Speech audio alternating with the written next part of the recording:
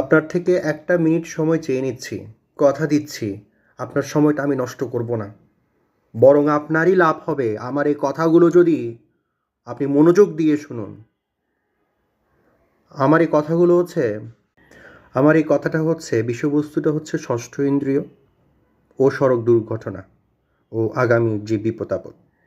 সাপ, কাক, আমাদের এই পৃথিবীতে যত ধরনের জীবজন্তু আছে তাদের সবারই কম বেশি ষষ্ঠ ইন্দ্রিয় জাগ্রত, অর্থাৎ তৃতীয় চক্ষুটা জাগ্রত অবস্থায় তারা জন্মগ্রহণ করে।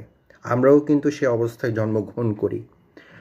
আমাদের কিছু কুঅভ্যাসের ফলে এবং মিসগাইডেড কিছু বিষয় আছে, সঠিক তথ্য না জানা, এটার কারণে আমরা আমাদের ষষ্ঠ ইন্দ্রিয়টা নিজেরাই ব্লক করে ফেলি। সুতরাং আসুন আগামী ভিডিও দেখতে থাকুন।